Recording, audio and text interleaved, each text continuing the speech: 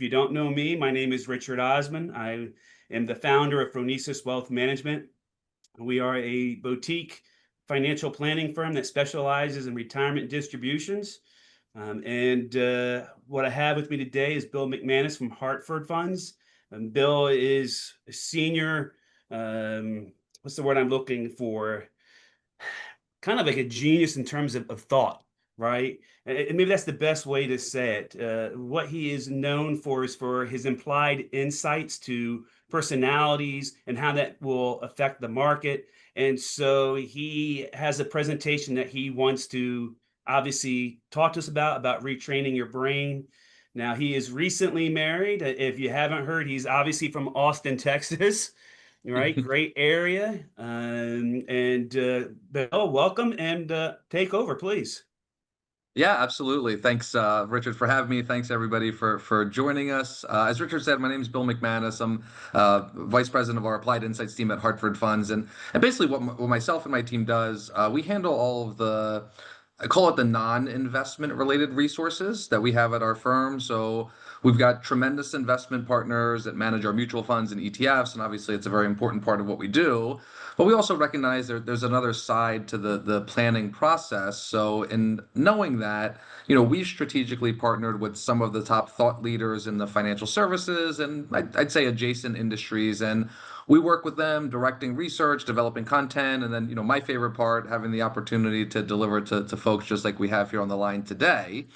Just to give you an example of one of our partners, and I mention them because they really do form the basis of a lot of the work that we do.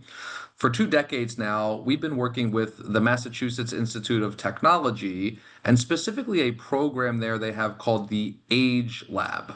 Now, by virtue of the name, you could guess the Age Lab is studying aging, changing demographics, the impacts of extended life expectancies. If you go back to 1900, which in the grand scheme of history is really not that long ago, life expectancy in the industrialized world was less than 50. We fast forward to today, and the prospects of living into our 80s, 90s, and beyond is, it's pretty much expected. At the lab, they call that a longevity bonus. And what they do is they work with businesses and industry groups, rethinking and reshaping products and services and technology and how it's all delivered to this changing segment of our population. I'll share an example. Richard, I think you'll like this, and folks will as well, just to give you a little flavor for kind of the work that they do. So at the Age Lab, they actually have a bodysuit. The name of this suit is Agnes, stands for Age Gain Now Empathy System. So we could take anybody on the line, we could dress you in the Agnes suit. It looks like coveralls, but it has a helmet with straps that attach to the arms to reduce mobility. A neck brace reduces the amount of degrees you can tilt and rotate your neck.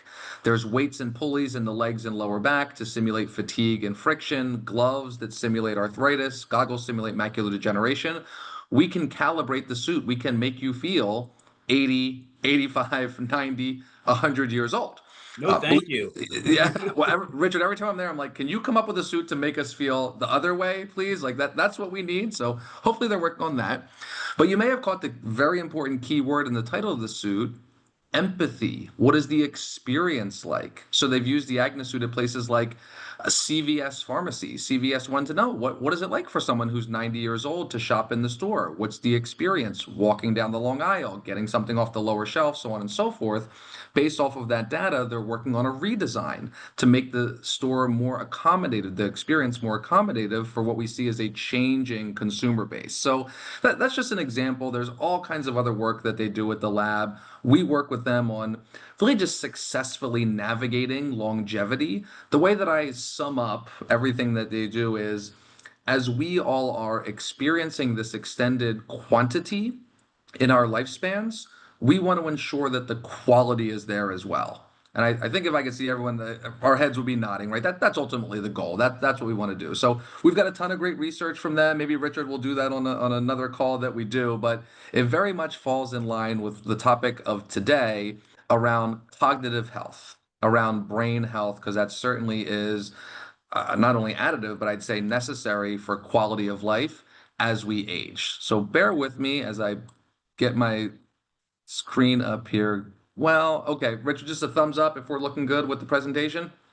Perfect. So we were very fortunate to have met one of our newer partners, Dr. Mark Milstein. So I was actually on a panel with Dr. Mark a couple years ago. Dr. Mark is a PhD from UCLA. He is a leading researcher in neuroscience, health, and happiness. And what him and others like him have done have really been able to provide us with research-based solutions to keep our brains healthy, to boost productivity, and to really maximize longevity. One of, in addition to the many reasons we were so excited to work with Dr. Mark, is the research around cognitive health has gotten very hopeful. It's gotten very optimistic in a relatively short time frame, like in the last decade or so. And what we're finding, we see here in Dr. Mark's quote, is that we have strong evidence that simple lifestyle interventions can dramatically improve brain health and lower the risk of disease today, tomorrow, and in years to come. The bottom line, what we're discovering, we've got a lot more control over our brain health than previously thought. So we'll see what Dr. Mark means by that as we go through the conversation. We'll talk a little bit about your age versus your brain age, how they might be a little bit different, the importance of brain health, so sort of what's going on up there, and then we'll get to the good stuff. You know, how can we age-proof our brain? What are these lifestyle interventions that Dr. Mark is mentioning?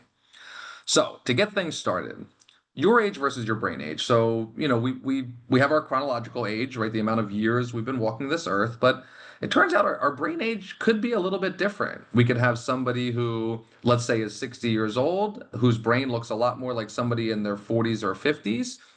We can also see the other side of that coin, somebody who's 60, whose brain might look a little bit older. We'll talk about why that might be. Some of the other underpinnings of some of this research is new discoveries that we're making around people that we call super agers. So I'm sure folks on the line are familiar with blue zones. These are areas around the world where, you know, populations tend to exhibit these outsized life expectancies. There's, you know, one in Greece and Sardinia, out in California. If you're not familiar, there's actually a pretty good Netflix documentary. If you're looking for something to watch this weekend, just search blue zones. But similar research is uncovering these super agers, and these are folks that are in their 80s and 90s that, again, through tests and scans, their brains look a lot more like somebody decades earlier. What we're finding is these folks, they do a lot of the same things that we're going to talk about today. So where do we get started? Dr. Mark put together a series of questions. This is not a test. We're not going to plug factors into an algorithm and it'll, you know, spit out a number and tell us how old our brains are. This is kind of just a general check-in, a general assessment. So a few things to consider. Number one is, how well can I manage my day? Now, you know, forgetting a bill, forgetting an appointment every once in a while, that's fine, right? That can kind of just happen in the chaotic world that we live in. However, if we do notice that that's happening with some increased frequency, that is something that we want to keep an eye out for. Number two, how well can I remember important information? And this is another one that we're challenged in the world that we live in due to our reliance on technology. I don't know about y'all, but if I have something that's really important that I need to remember, I actually don't bother taking the time to remember it. I put it in here, right? It's in my phone, it's on my tablet, I can easily access it, I know where it is at all times, right? What we're finding though, recall is a little bit of a use it or lose it skill. And because of the technology that we have, we just don't flex that muscle as much anymore. You know, I'll give you an example. It's funny when you start thinking about these things. I can remember both sets of my grandparents' telephone numbers from when I was like 12 years old, right? But if you asked me right now, I couldn't tell you, you know, my dad, I couldn't tell you anybody's number, right? That's in my phone. And again, we just don't do it as much. So what Dr. Mark recommends is putting ourselves to the test. Do that trivia night. If you have that to-do list or that shopping list, even if it is, you know, on the phone, just turn it over. Just see if you can remember it. We want to really take the opportunity to, again, flex that recall muscle. Same thing with the third one. How well can I move and maintain balance? So research has found people that have optimal posture and balance can reduce the risk of dementia by up to 45%. I always sit up a little taller when I remind myself of that. But this is another one. There you go, Richard. This is another one this is also a use it or lose it, right? If you think about it, when we're little kids or anybody who has little kids, Richard, your son's skiing down the double black diamond at Big Sky, right? Little kids are running around on playgrounds and jungle gyms. My 10-year-old niece doesn't walk, she skips or does cartwheels, right, wherever she's going. As adults, we just don't do that as much unless we're intentional about it. So this is another one where Dr. Mark recommends putting ourselves to the test. Dancing, yoga, golf, anything that can work on posture and balance, you're actually doing good things not only for your physical health, but your brain health. Same thing with the fourth one. How fast can I walk? So, walking is really important. Research has found walking just 30 minutes a day, and this is cumulatively, so not even at the same time, can actually reduce the risk of dementia by up to 65%. The other thing that is recommended is picking up the pace a little bit, and that's all relative, but 4 to 7 minutes of that 30 minutes, if you're just doing it a little bit of a faster clip, elevate the heart rate, we're going to see cardiovascular health is also directly tied to brain health. And then the last one I love, how old do I feel? Another research project found people that have a positive outlook on the aging process can actually reduce the risk of dementia by up to 49%. So kind of amazing, just the power of positive perception and what that can do for us. So again, this is not a test. We're not say comparing, one to another, just kind of general check-in, general assessment every once in a while. So, this is where the optimism and the hopefulness comes in because, for years and years, if anybody has dealt with, family member, loved one, friend dealing with cognitive decline, as I have in my family, we would tend to, use these default statements. This just happens. It's a normal part of aging. There's nothing we can do about it. It's genetic, so on and so forth.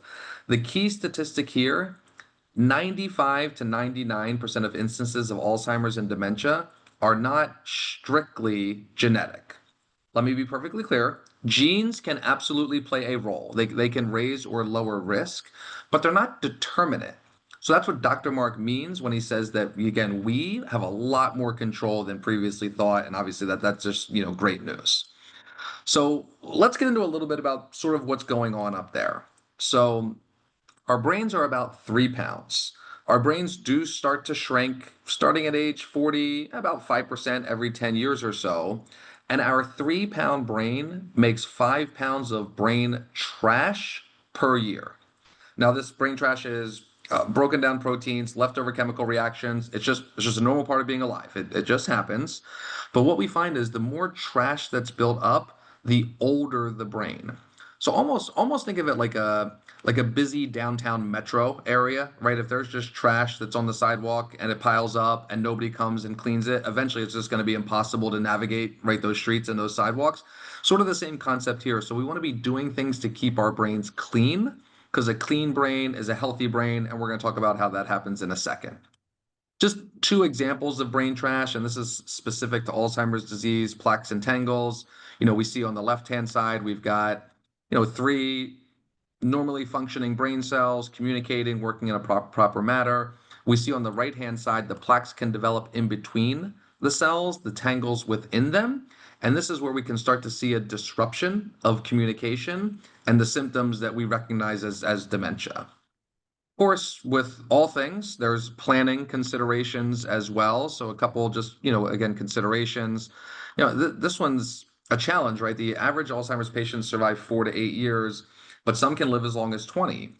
Just, unfortunately, personal experience. One of my grandmothers had severe Alzheimer's, and this was years ago. But, I remember my family planning, especially back then, based off of what the doctors were telling us, 4, 5, 6 years.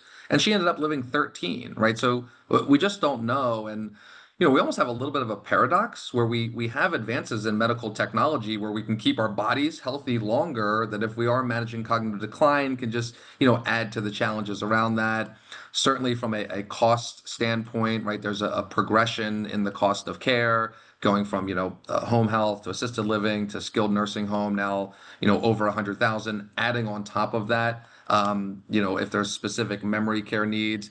These are just national averages as well, so they can certainly vary depending on, where we're located and the level of care that's needed. I unfortunately talked to a colleague of mine in Southern California last week, and just gotten to the point where they had to put their mother in a memory care home, and it's $20,000 a month, right? So again, a lot of considerations there. Social medicine, not covering long-term nursing home stays, and all in all, could be challenge from a financial standpoint, caregiving, home modifications, right? All the things that go into that.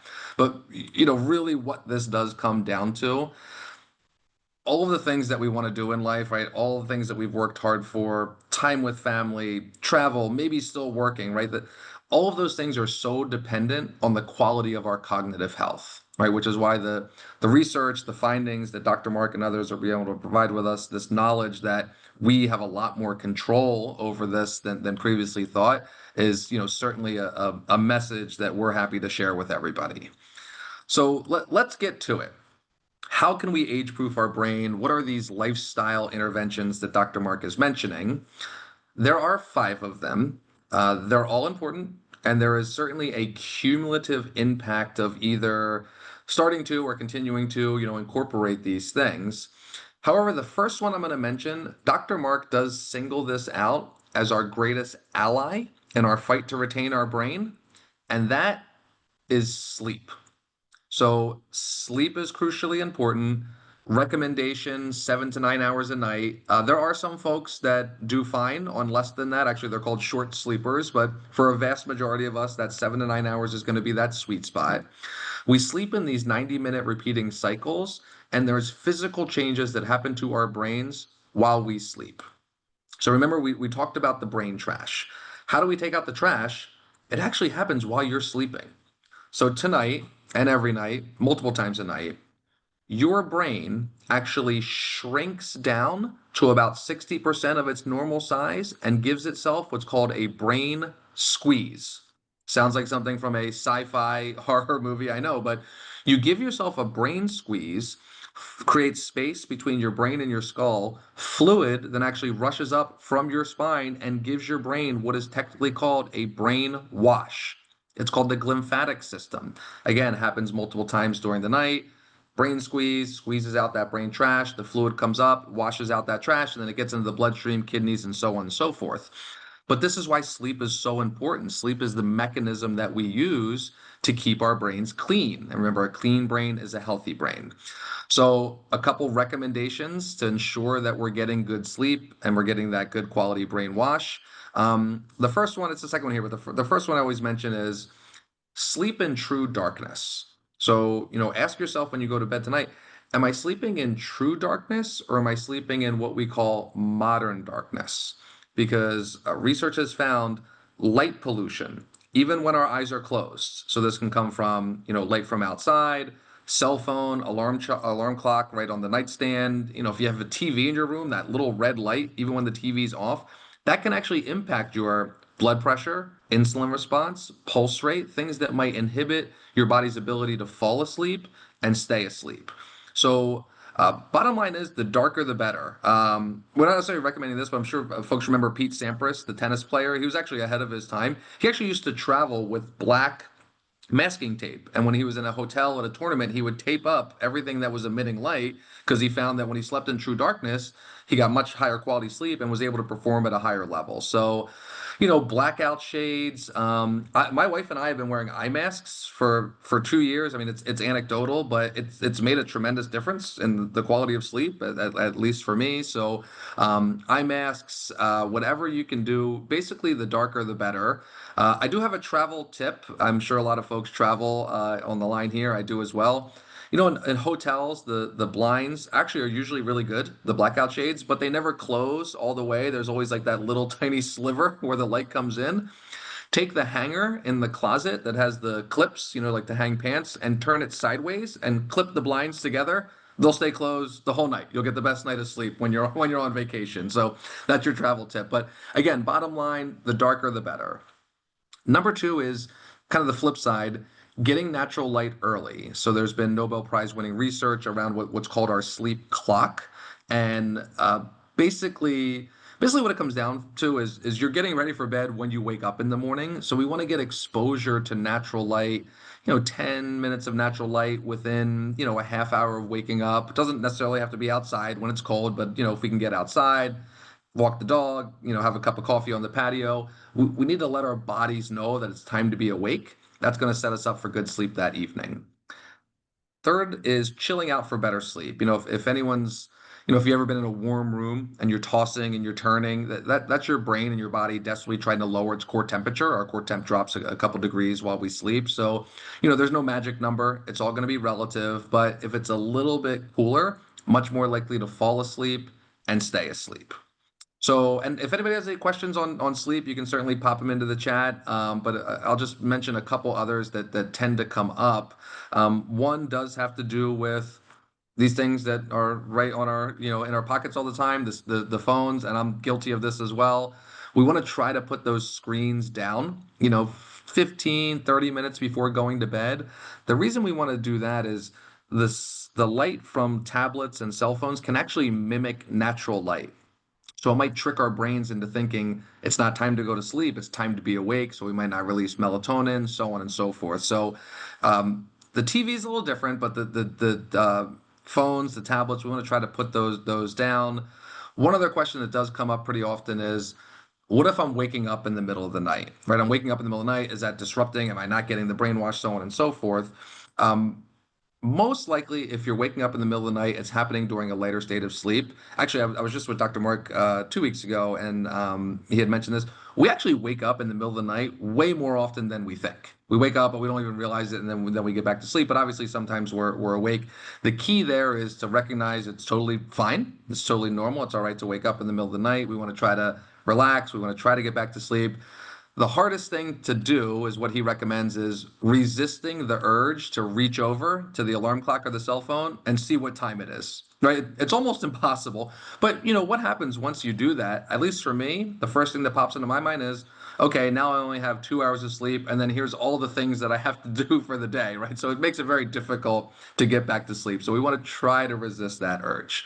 But again, sleep is really important. If anybody does have any questions, you can pop in the chat or we can address them at the end. But sleep, critical component to keeping our brains clean and healthy. Next area is diet. So diet, there is a gut-brain connection, and the main thing that we're looking to do here is reduce inflammation, because inflammation in our gut, well, inflammation in our gut can spread to other areas of our body, but if it does so to our brain, it can actually impact a specific cell in our brain and our central nervous system called microglia. Basically, this microglia, it's the immune system for our brain. So, as I sit here speaking with you, as you're there listening to me, this microglia, it's actually going around in our brains. It's attacking brain trash. It's helping to break it up so we have a more effective brain wash. However, if these cells become overinflamed, which can happen from inflammation from our gut, we'll actually send a signal where we'll start attacking healthy brain cells, not carrying out its intended purpose. So obviously that's not something we want to happen. So the recommendation, very similar to what you'd see in like a Mediterranean diet. Some folks call it the mind diet.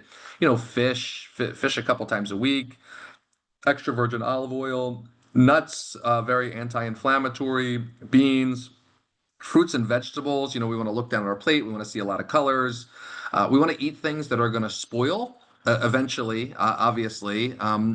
Not sure if anybody here has been to the Museum of Science and Industry in Chicago, but which is a great place if you ever have the chance. But they don't have this display anymore, but they used to have a display, and this display was of an unwrapped Twinkie. And it was unwrapped, so it was open for like a dozen years, and it looked delicious. It looks like it literally just came out of the packaging. That's probably not something we want to eat on a regular basis, right? If the ingredient list reads like a chemistry experiment, probably not on a regular basis. Dr. Mark has a pretty good rule of thumb. Trying to eat whole natural foods 75 to 80% of the time, right? We're not going to be perfect, but if we can eat whole natural food 75, 80% of the time, we are doing good things for our gut health and thus our brain health. Third area is what we call the stress surprise.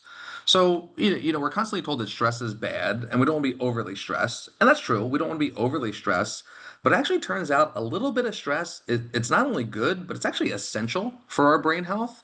When we're stressed, cortisol is released, actually known to grow brain cells, specifically in the memory part of the brain. So, a little bit of stress, a little bit of traffic, A little bit of market volatility, Richard. Actually, it's good for our brain health. But we want to manage it, right? We definitely do. We don't want to be overly stressed. I almost think of it like a vehicle, right? If you have a car that's sitting in your driveway and you never take it out, eventually it's probably gonna rust and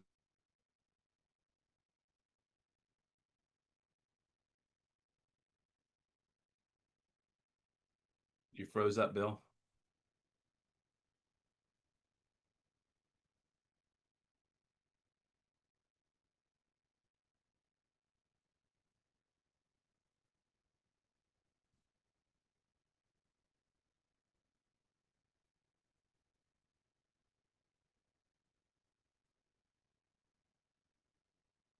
All right, everyone. I'm assuming you can hear me. Yep. We will try to wait for Bill to come back on here. There he is. You're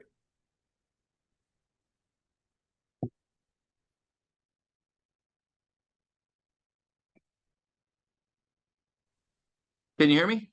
We can hear you now. Oh, geez, I'm sorry about that. Yep, you just froze. Okay. Did that cause any stress for anybody? That's okay. A It's a small good thing. amount, which is good. Small amount of stress, which is good. All right, let me get this back up here. Okay, so I think I was talking about breathing exercises. So the mainstream Right benefit. before then. Okay, just before we're talking about the rose thorn bud. It was the stress surprise. You were just in the middle of that. Okay, the stress surprise. So a little bit of stress is actually good and essential for our brain health, but we want to manage it. We don't want to be overly stressed. So rose thorn bud is just reflective. What went well, what didn't go well, what am I looking forward to tomorrow? Breathing exercises. So the mainstream science now around the benefits of breathing exercises, breathing, quiet time, meditation, whatever works for you. Research has found people who hadn't before and start incorporating some type of, mindfulness routine, actually just in an 8-week period showed physical changes to their brains. Growth of the prefrontal cortex, where logic is applied, reduction of the amygdala, which is the fear center of our brain. So, the way that we think about this one is we just got to give ourselves a break, right? We're go, go, go, thinking about what we have to do next, what happened in the past. We just have to take a little bit of time for a little bit of a reset, doing really good things for our brain health. Fourth area, getting moving. So we mentioned before the importance of walking. Again, walking just 30 minutes a day can reduce the risk of dementia by up to 65%. We want to pick up the pace a little bit. Again, that cardiovascular health tied to brain health helps boost brain cell communication. And really what we think here is just habit continuation, formation. So a couple tips. Visual cues can be very motivating. Something as simple as having the walking shoes by the front door, right? We may not think about that much, but actually can give us that little kick. Taking action, parking a little bit further away from the store, from, the office. I think this is one where we could leverage technology. If you have, fitness trackers or reminders on your phone to get up and stand and walk, so on and so forth.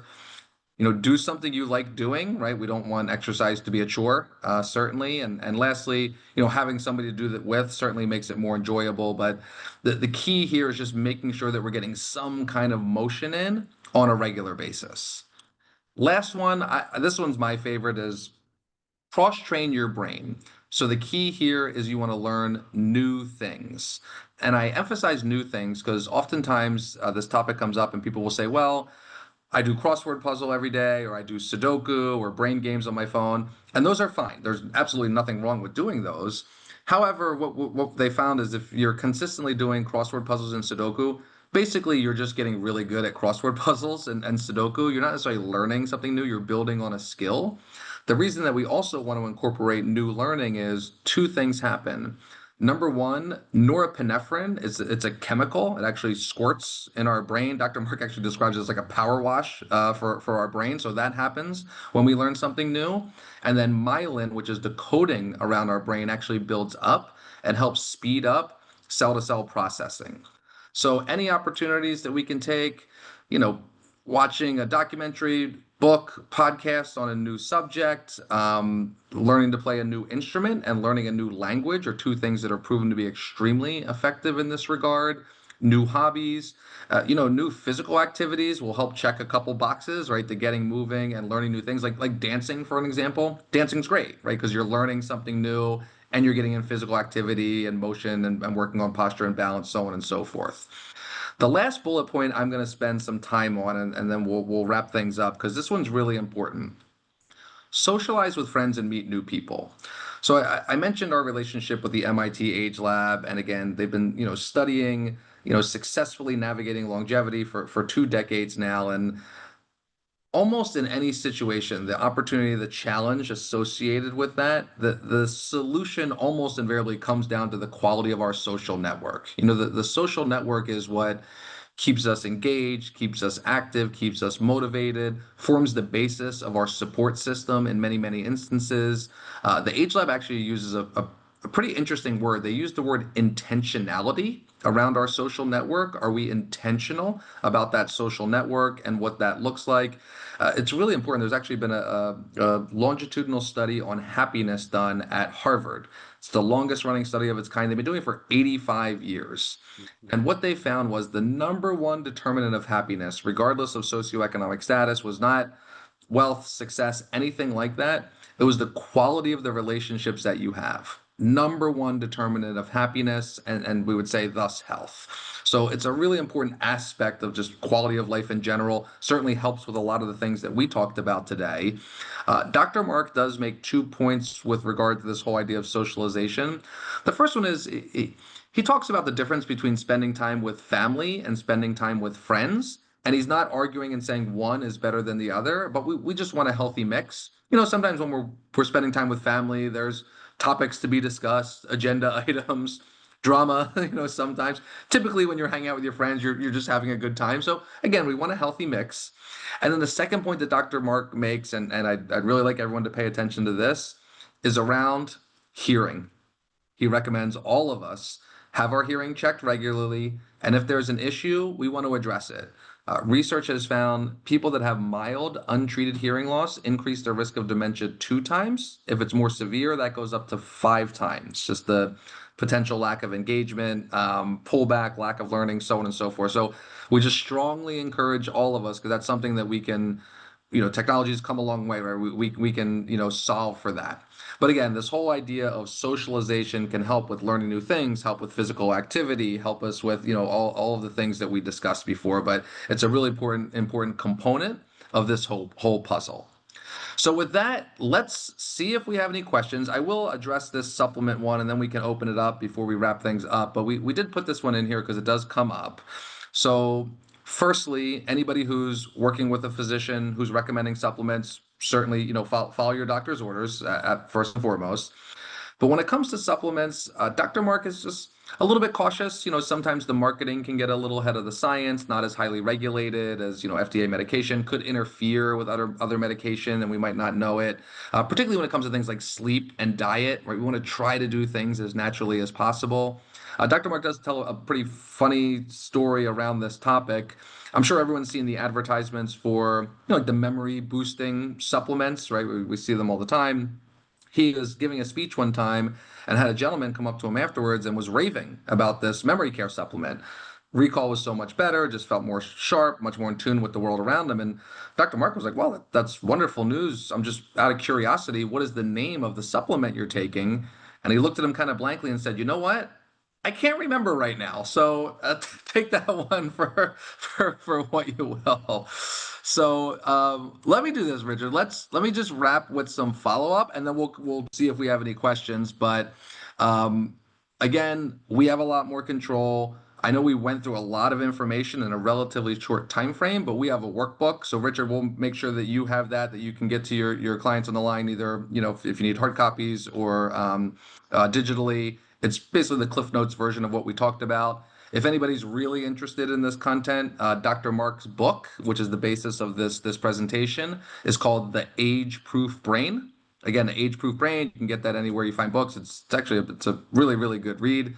And then, when it comes to putting these things into action, for me at least, it's just little tweaks here and there. Can I get a little bit better with diet, a little bit more consistent with exercise, sleep a little bit better, try to incorporate learning new things. And really, I think what we want to, focus on is the overall message from Dr. Mark here: a sharper mind into older age isn't just a bit of luck. it's within reach for most of us. So again, the hopefulness, the optimism, we've got a lot more control than previously thought.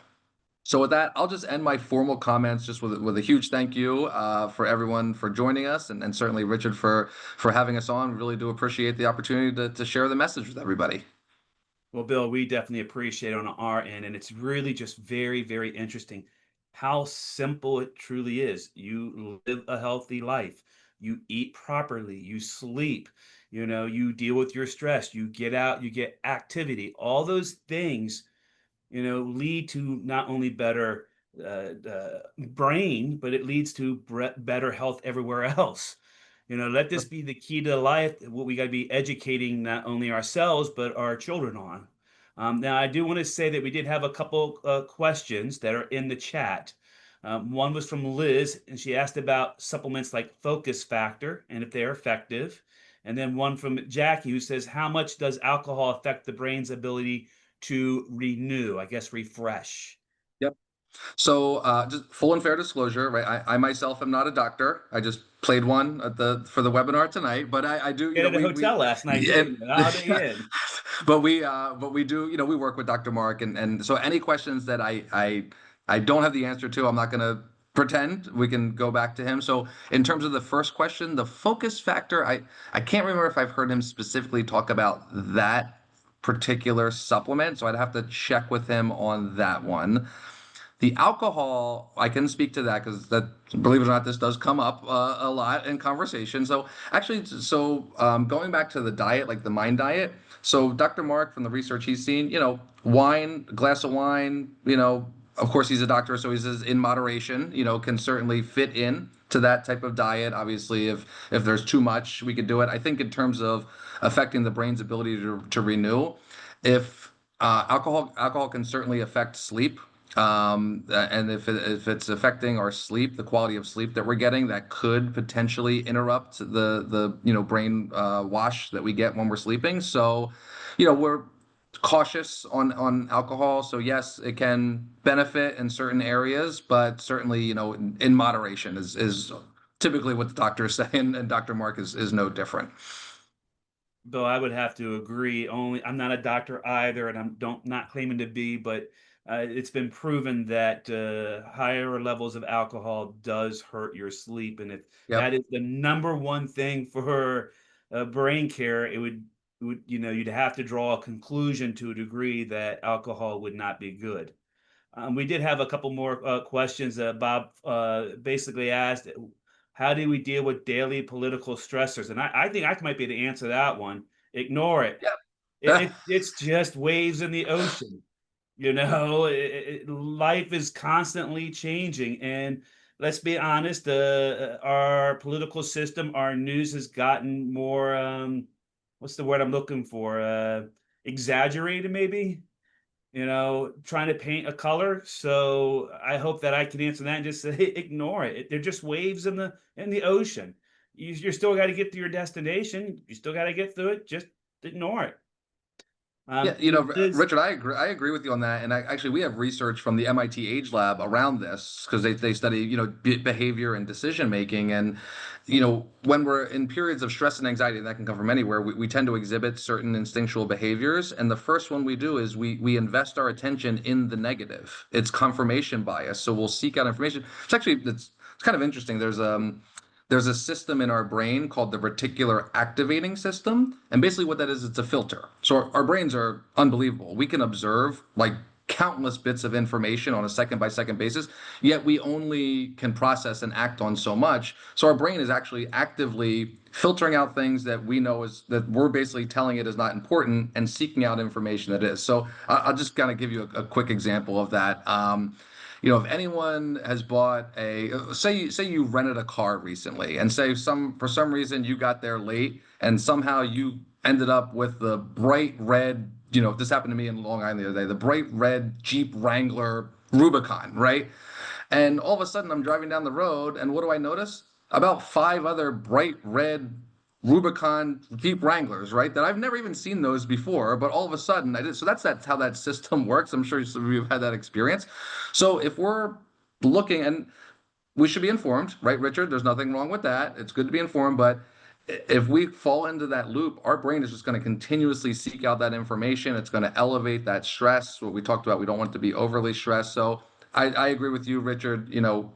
Ignore it, go out, use one of these things that we talked about today as a balance. Go get that walk in, right? Go spend that time outside, go socialize with some friends. We want to be informed, but it can certainly have an impact on overall stress, especially in the environment that we live in. Liz has another very interesting question. It's basically, is there a way to measure where we are today? Is there some medical way or something that we can do that says, hey, this is how old your brain is compared to how old you are? Yep. So this is where there's some promise in a lot of the research. So right now, like full brain scans to kind of pinpoint how old our brain is are they're difficult just from a cost standpoint, from actually a doctor like recommending to do that. It's not really something that's commonplace yet. So there are opportunities, but it's not as common as we'd like.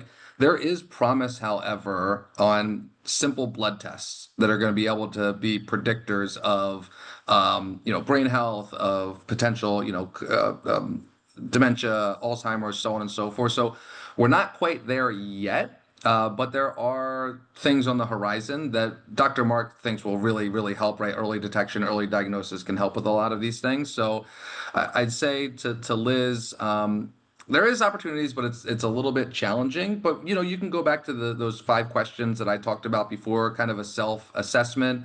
And I think the good news is that Dr. Mark talks about is, you know, it's never really too late to start incorporating or continuing to get the benefit of those lifestyle interventions that we talked about, so they can have an impact for us to have a slowing effect, have a reversing effect, right, of any challenges that we might have. And I would also tell Liz that we need to invest in that stock for that company that wants to do that blood testing because that should be fantastic. A lot of promise there. Yep. And we are, truthfully, since I do a lot of research, we're a lot closer to discovering more things than we've ever been. And I think AI is going to advance that. Now, Paul Thorne says, what about a cognitive test? So a cognitive test, can help if it's like some memory tests. It might give us a little bit of an assessment, but I think I'm trying to think if I heard Dr. Mark talk about like if there's one to take that can really help. I can't remember him mentioning that. I can double check with him, Richard, and get back to you to see if there's one that's like he would recommend or one that we think would be beneficial. Okay. Is there anyone else there that has any questions they'd like to have answered? And you can obviously put in the chat if you want to click on and just speak. Feel free to turn on your voice and speak, or your microphone. Thank you, Bob. I think it was a great presentation as well. And Bill did a fantastic job. I would love to be in his shoes meeting with this doctor. Very, very interesting. Yeah, he's great. Yeah. Okay. I don't think we're going to have anyone else on here. So probably without further ado, I must thank everyone for coming on, and especially Bill. Really do appreciate you taking your time out of your Wednesday evening to share it with our guests and our friends and our clients. So thank you very, very much. Thank everyone for being on. And if you do have any questions about this or your finances, or you want a second opinion about what's going on, feel free to reach out to Phronesis Wealth Management.